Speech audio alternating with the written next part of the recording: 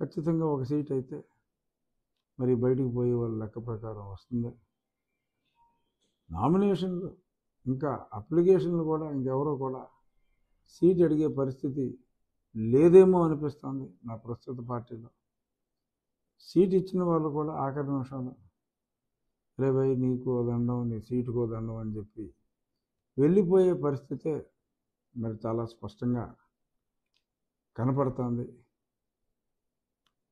Crisis, పెద్ద క్రైసిస్లో జగన్మోహన్ రెడ్డి గారి party ఉందన్నది నిజం. కానీ ఆయన సాక్షి పేపర్లో క్రైసిస్లో తెలుగుదేశం ఉంది, క్రైసిస్లో జనసేన ఉంది అని రాసుకుంటున్నారు. నిన్న ఒక ఫేక్ రిలీజ్ చేశారు వైసీపీ వాళ్ళు, అచ్చెన్నాయుడు గారి సంతకంతో 113 సీట్లు వీళ్ళు, ఒక 62 సీట్లు ఏదో సంథింగ్ 63 జనసేన అని వారు ఇదే ఆరి నక్క జిత్తుల్లో తోడేలు ఆలోచనల్లో భాగంగా మరి ఇలాగ నిన్న ఒక ఫేక్ది రిలీజ్ చేశారు. సరే, కంప్లైంట్ ఇచ్చిన ఉపయోగం లేదు, ఆ తాడేపల్లి ప్యాలెస్ నుంచే తయారై ఉంటుంది కాబట్టి దాని మీద అంత కేసు పెట్టేదమ్ము ఎవరికి లేదు. కాబట్టి దానివల్ల ఉపయోగం లేదు కేసు పెట్టినందువల్ల. కానీ ప్రజలకి వీళ్ళెంత కంగారుగా ఉన్నారు అనేది అర్థమవుతుంది. నిన్న చెప్పకనే స్పష్టంగా చెప్పారు ఆ కాన్క్లేవ్లో, మేము బీజేపీకి కేసుపై కేసు సపోర్ట్ చేస్తున్నాం. కేసుపై కేసు అన్ని కేసులకి సపోర్ట్ చేశారు, అన్ని విషయాల్లోనూ సపోర్టే చేశారు. చేయటం తప్పని నేను అంటున్నా, చేశారంటున్నా అంతే. అలాగే మరి వాళ్ళు కూడా మాకు చాలా సహకారం అందించారు అని చెప్పి మరి ఆయన చాలా స్పష్టంగా చెప్పడం జరిగింది. అక్కడ కాకుండా ఈ కాంగ్రెస్ పార్టీ నా కుటుంబాన్ని చీల్చింది. గతంలో మా చిన్నాయన్ని మంత్రి ఇచ్చి మా కుటుంబంలో తెచ్చిపెట్టారు. అరే నువ్వేమి చేయవు, నువ్వు మీ చిన్నాన్న అంటే నువ్వు పార్టీ నుంచి బయటకు వచ్చేస్తే నువ్వు సెపరేట్గా మళ్ళీ పోటీ చేస్తానంటే మీ చిన్నాన్న నీతో ఎందుకు రావాలి? మీ చిన్నానికి నువ్వు చేసింది ఏంటి? 2004లో మీ చిన్నానికి నువ్వు చేసింది ఏంటి? అది తెలవదా? అప్పుడే తెలుసు మాకు, ఆ తర్వాత ఇంకా స్పష్టంగా తెలుసుకున్నాం. 2004లో ప్రజలందరికీ తెలియవలసింది ఏంటంటే మా చిన్నాయన చంపేశారు, నా చిన్నాయన చంపేశారు అంటున్నారు కదా. 2004లో అదే 99లో ఒకసారి ఎంపీ అయిన వివేకానంద రెడ్డి గారికి 2004లో అప్పుడు నూలుగు మీసాల బాలుడైన వైఎస్ జగన్మోహన్ రెడ్డి 26, 27 ఏళ్ళు ఉంటాయి.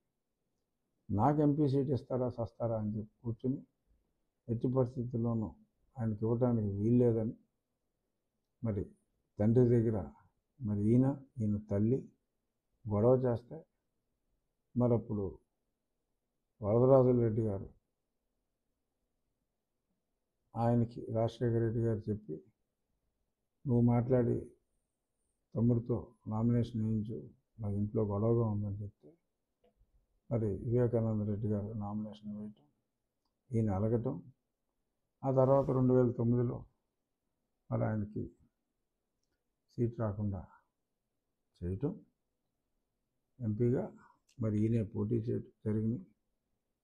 ఆ మధ్యలో కూడా మరి పదవిలో ఉండగానే ఆయన్ని రాజీనామా చేయమని అడగటం కూడా జరిగింది. దానికి సోనియా గాంధీ గారు ఒప్పుకోలా.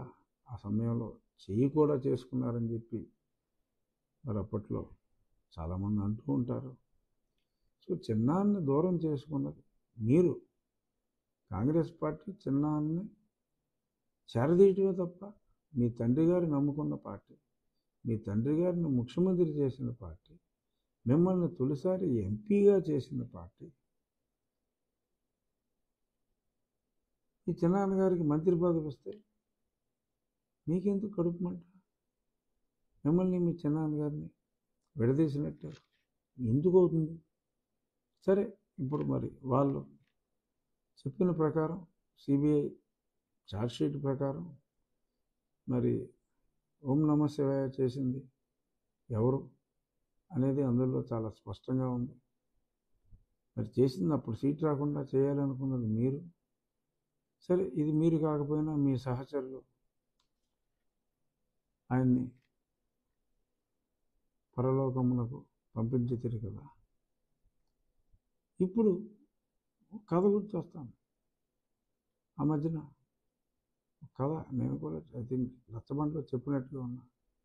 కోర్టులో ఒక వ్యక్తి, అయ్యా తండ్రి లేని వాడిని, నాకు క్షమాభిక్ష పెట్టండి అని అడిగితే, నీ తండ్రి ఎలా చనిపోయాడంటే ఆ పక్కనున్న అసిస్టెంట్ చెప్తా అంటారు, తండ్రిని చంపిన కేసులోనే వచ్చాడు సార్ అని. అలాగా మరి మీ చిన్నానికి సీట్ ఇవ్వకుండా చేసింది మీరు.